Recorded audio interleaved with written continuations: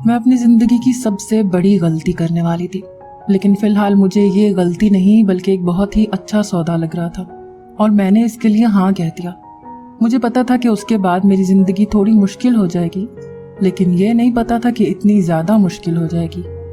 वो आदमी मुझे पसंद करता था और मैंने उसके साथ शादी करने के लिए हाँ कह दिया, लेकिन वो आदमी कौन था और क्या करता था ये जानकर मेरे कदमों तले से जमीन निकल गई। पर अब काफी देर हो चुकी थी, क्योंकि जब मैंने ऊपर देखा तो मेरे सर पर आसमान भी नहीं था। मैं बेयारो मददगार थी, क्योंकि मेरे सामने उस वक्त 7 बड़े बड़े। मेरा नाम सवेरा है। मैं बहुत ही ज्यादा खूबसूरत थी, लेकिन मेरी किस्मत मेरी तरह खूबसूरत नहीं थी। मेरी माँ बहुत ज्यादा बीमार रहती थी और बाबा हमें उस वक्त ही छोड़कर जा चुके थे जब मैं अपनी माँ के पेट में थी। वो इस दुनिया से नहीं गए थे, बल्कि उन्होंने हमारी जिम्मेदारी लेने से इनकार कर दिया था और किसी बड़ी उम्र की औरत से शादी कर ली थी। मेरी माँ बहुत खूबसूरत थी, लेकिन मेरी माँ की खूबसूरती भी किसी काम ना आ सकी। सच कहते हैं कि औरत की खूबसूरती, जहानत और टैलेंट उसके काम नहीं आता। अगर उसकी किस्मत में कुछ बुरा होना लिखा है तो वो होकर ही रहता है। मेरी माँ के साथ भी ऐसा ही था। मेरी माँ पढ़ी लिखी नहीं थी, लोगों के घरों में काम करती थी और मैं भी एक फैक्ट्री में काम करती थी, जहाँ पर मुझे ना जाने कितने ज्यादा डब्बे पैक करने के बाद दिन के सिर्फ 400 रुपए मिलते थे। खड़े रह रह कर मेरे पाँव सूज जाते, मेरे हाथों में दर्द हो जाता और अजीब सी बदबू उस फैक्ट्री से आती थी। उसको सूंघ कर मेरे सर में भी दर्द रहता था। मैं वापस घर आती तो ऐसा लगता था कि जैसे ना जाने कितनी मेहनत करके आई हूँ, लेकिन हाथ में सिर्फ 400 रुपए होते थे और उन 400 रुपए से गुजारा तो नहीं होता था। मेरी माँ लोगों के घरों में काम करती थी तो वहां से बचा खुचा खाना भी ले आती थी। हम लोग मुश्किल से किराया पूरा करते थे और इधर उधर से बचा कुचा खाना खाकर गुजारा कर लेते थे। लेकिन ये कोई जिंदगी नहीं थी। हम इस तरह से नहीं जी सकते थे। मैं इस तरह से नहीं जीना चाहती थी। मैंने अपनी माँ से कहा कि सारी जिंदगी ऐसे नहीं गुजरेगी। अगर आप गरीब पैदा होते हो तो ये आपकी किस्मत है, लेकिन अगर आप गरीब मरते हो तो ये आपकी गलती होती है। मेरी माँ ने कहा कि हम ज्यादा से ज्यादा क्या कर लेंगे, लोगों का बचा खुचा खाते हैं तो घर में पकाना शुरू कर देंगे, लेकिन घर में खाना पकाने के लिए 100 लवाजिमात लगते हैं जो हमारे पास नहीं है। अगर हम घर में खाना पकाएंगे तो हमारे बहुत पैसे लग जाएंगे, लेकिन मांग के खाना आसान है। मैंने कहा कि नहीं अम्मी, दरअसल मांग टांग के खाना ही ज्यादा मुश्किल है, लेकिन आपको आसान लग रहा है। मेरी माँ ने कहा कि क्या कर लेगी तू?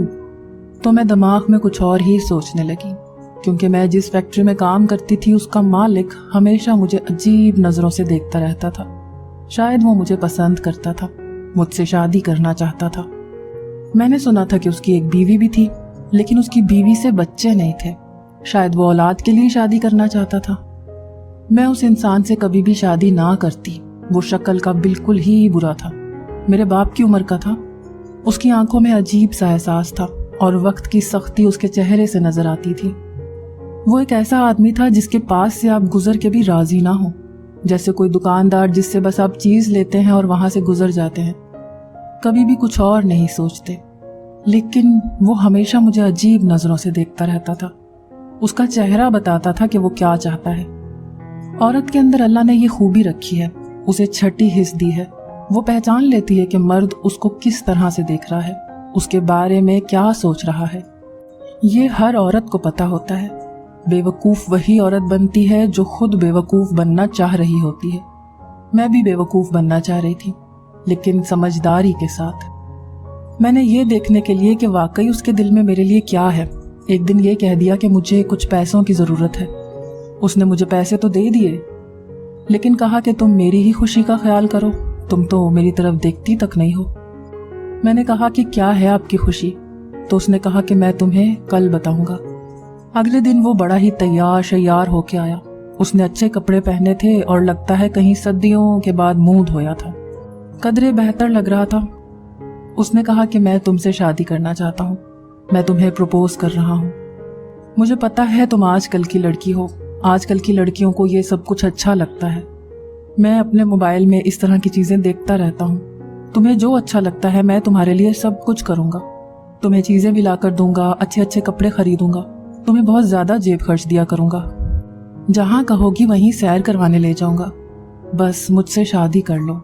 मेरी बीवी है पर बच्चे नहीं हैं। हम बच्चे भी पैदा करेंगे और खुश रहेंगे, हमारी जिंदगी संवर जाएगी। मैं देखने में ऐसा लगता हूँ लेकिन इतना बूढ़ा नहीं हूँ।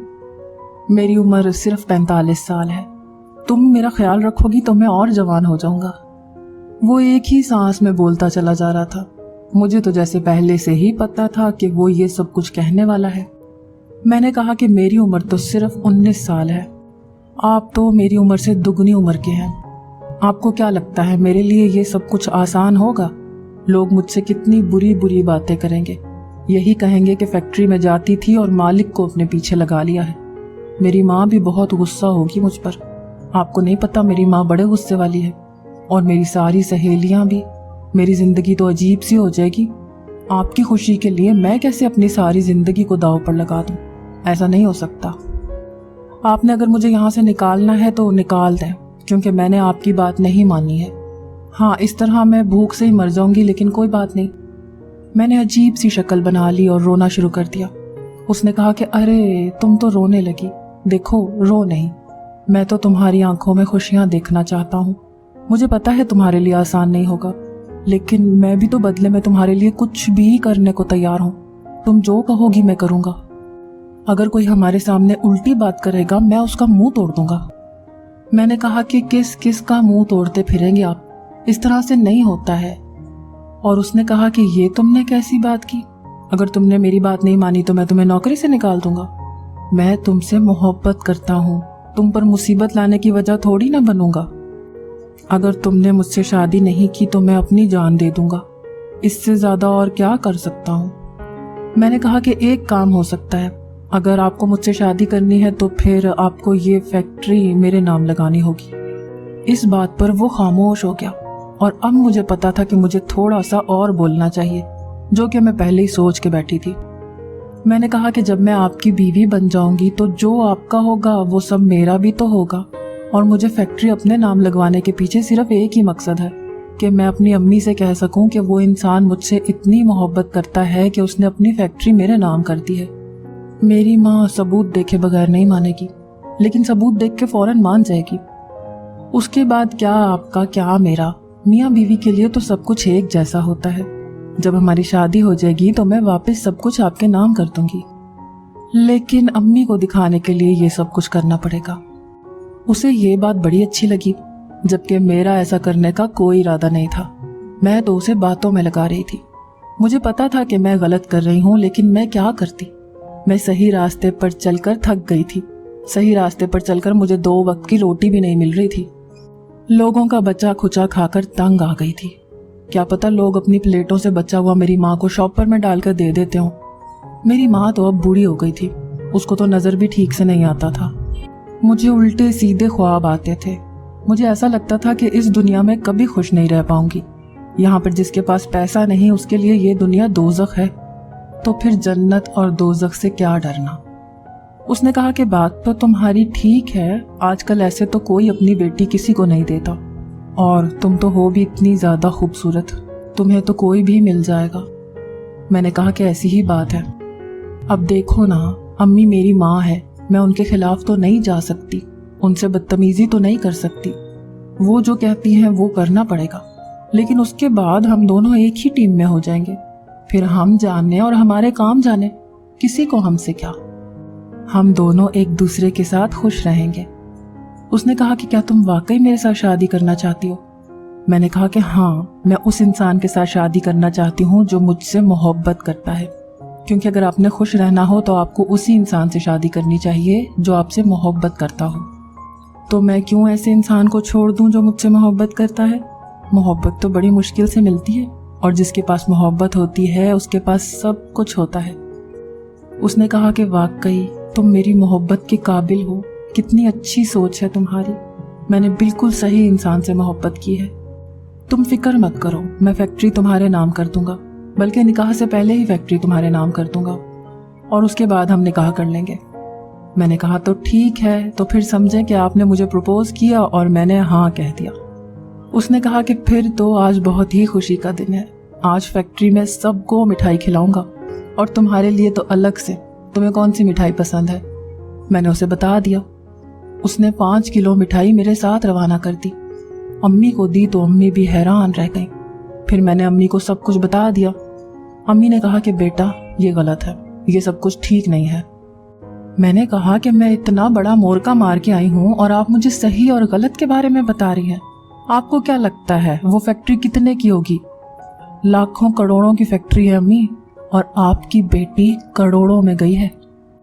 मेरी माँ ने कहा कि मुझे ये सब कुछ अभी भी गलत लग रहा है। एक औरत के लिए गलत तरीके से पैसा कमाना बड़ा आसान होता है। अगर मैंने ये सब कुछ करना होता तो मैं पहले ही कर लेती। तेरा बाप मुझे छोड़ के गया, मैं तब भी जवान थी, खूबसूरत थी। किसी अमीर आदमी से शादी कर लेती, किसी की दूसरी बीवी बन जाती तो तेरे भी नसीब खुल जाते। लेकिन मैंने ऐसा नहीं किया, किसी और औरत के हक पर डाका नहीं डाला। मैंने कहा कि अम्मी इन सारी चीज़ों से पेट नहीं भरता है। आप बूढ़ी हो गई हैं, आपसे लोगों के घरों में काम नहीं होते, और मैं इतने से पैसों से पूरा घर नहीं चला सकती।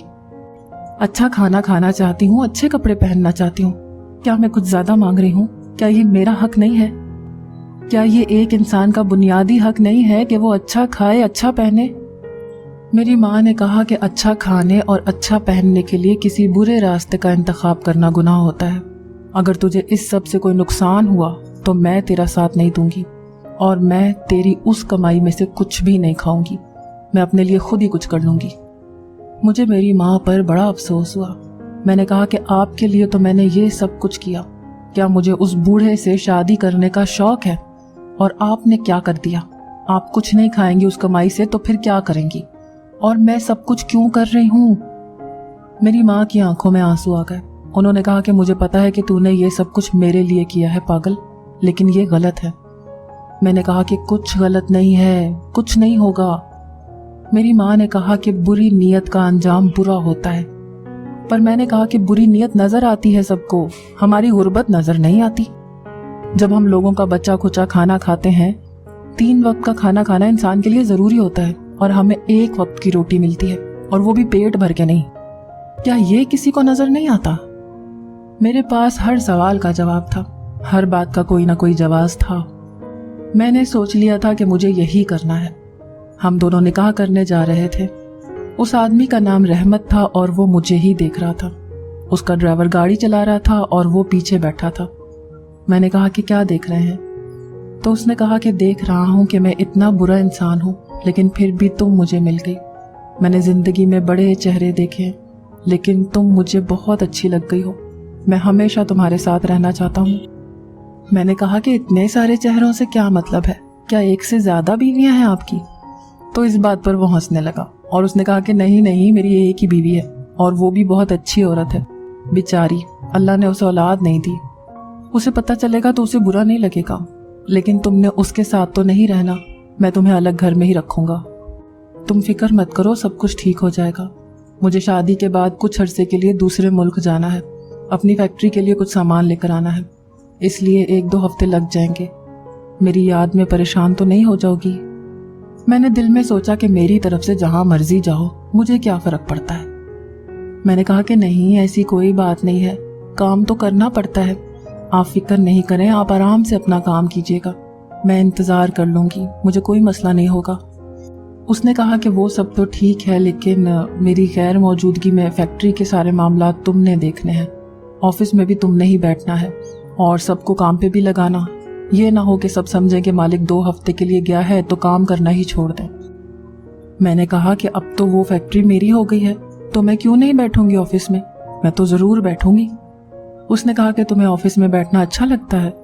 मैंने कहा कि बिल्कुल, मुझे बहुत अच्छा लगता है।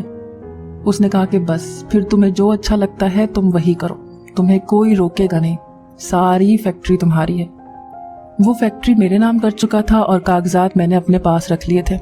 उसको यही कहा था कि अपनी माँ को दिखा दिया है और उन्होंने भी रिश्ते के लिए हाँ कर दिया है। तभी तो हम लोग शादी करने जा रहे थे, लेकिन माँ बीमार है इसीलिए साथ नहीं आ सकती।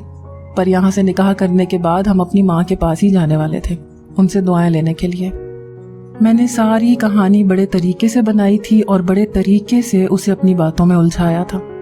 अपनी मुस्कुराहट पे नचाना, अपनी मासूमियत उसके सामने पेश की थी। उसकी आंखों में देखती थी, कभी अपने बालों को झटकती थी, तो कभी अपने पल्लू से खेलने लगती थी। मुझे तो पता ही नहीं था कि औरत की अदाएं इस काम भी आती हैं, क्योंकि मैं जो तीर जिस निशाने पर फेंक रही थी वो सीधा वहीं जाकर लग रहा था। मैं दिल ही दिल में अपनी अकल पर खुशियां मना रही थी कि मैंने ये अकल पहले क्यों ना इस्तेमाल की, इतने साल जलील क्यों होती रही। खैर, हम लोग पहुंच गए और हमारा निकाह हो गया। अब वापसी पर हम मेरे घर आए। मेरे शौहर ने मेरी माँ के लिए मिठाई और कुछ चीज़ें वगैरह भी ली। जब मेरी माँ ने मेरे शौहर को देखा तो उनसे रहा नहीं गया। उनकी आंखों में आंसू आ गए कि उनकी बेटी ने किसके साथ शादी कर ली है। मेरे शौहर ने कहा कि तुम्हारी माँ रोने क्यों लगी। मैंने कहा कि खुशी से, खुशी के आंसू हैं, क्योंकि मुझे खुश देख रही है ना काफ़ी अरसे के बाद। मैं खुश नहीं होती थी, मेरी ज़िंदगी में था ही क्या खुश होने वाला, लेकिन अब आप हैं तो मैं खुश हूँ। मेरी आंखों में खुशी देखकर उनकी आंखें खुशी के आंसुओं से भर आई हैं।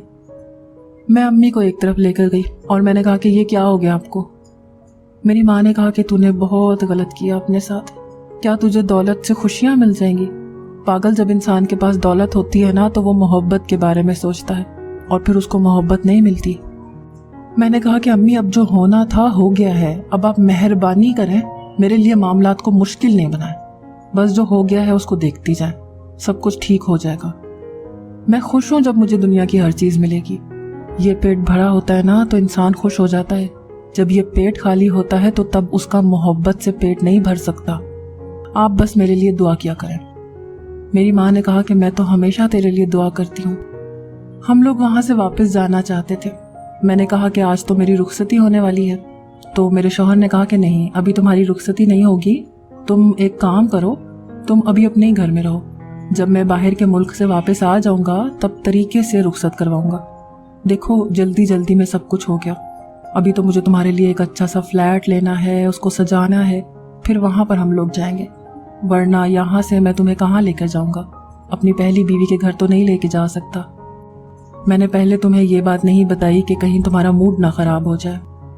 मैंने कहा कि कोई बात नहीं, जाहिर है इस तरह के कामों में टाइम तो लगता है। आप आराम से अपना काम खत्म करके आएं, उसके बाद फ्लैट मिलकर देखेंगे। उसने कहा कि हाँ, बिल्कुल ऐसा ही करेंगे। वो मुझसे मिलके चला गया। उसने मुझे खर्चे के लिए कुछ पैसे भी दिए, फैक्ट्री के लॉकर की चाबियां भी दी।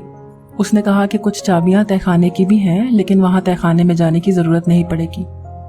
तहखाने का मुझे पहले से ही पता था, वहाँ पर माल रखा जाता था। वो मुझ पर भरोसा करके अपना सब कुछ मेरे हाथों में पकड़ा कर चला गया। उसने कहा कि यहीं से मुझे एयरपोर्ट जाना है, मेरी फ़्लाइट है, मैं पूरे 2 हफ्ते के बाद आ जाऊँगा। मैंने कहा कि ठीक है, मैं आपका इंतज़ार करूँगी। मेरी माँ ने मुझे बाद में फिर से लेक्चर दिया, लेकिन मैं तो अपनी शादी की मिठाई और शादी का खाना खाने में मसरूफ़ थी, जो मेरा शौहर ही रास्ते से लेता हुआ आया था। मैंने कहा कि इतना अच्छा खाना तो आज तक नहीं खाया, और पैसे भी दिए हैं उसने मुझे खूब सारे, और पूरी फैक्ट्री मेरी थी। कल से तो मैं ऑफिस में बैठने वाली थी। ये सब कुछ सोच के तो मेरे दिल में लड्डू फूट रहे थे कि मामूली सी वर्कर जो पूरा दिन अपने हाथ तोड़ के सिर्फ 400 रुपए कमाती थी, आज उस 4 करोड़ की फैक्ट्री की मालिक बन चुकी थी। इससे ज्यादा और क्या हो सकता था? इतनी ज्यादा अकल दुनिया में किसने इस्तेमाल की होगी? ये तो सिर्फ मैं ही कर सकती थी। मैंने ही की थी, अपने हुस्न से की थी। मैं खूबसूरत लड़की थी और मेरे दिमाग में अक्ल भी थी। जब हुस्न और अक्ल एक साथ होते हैं तो तबाही ही मचाते हैं, और मैंने तबाही मचा दी थी। मैं तो खुशी से निहाल हो चुकी थी। बैठे बैठे हंसने लगती थी, बार बार पैसों को गिनती थी। पूरे 70,000 रुपए थे। सुबह का इंतजार ही नहीं हो रहा था कि कब अच्छे से कपड़े पहनकर जाकर ऑफिस में बैठूंगी। और ऐसा ही किया मैंने।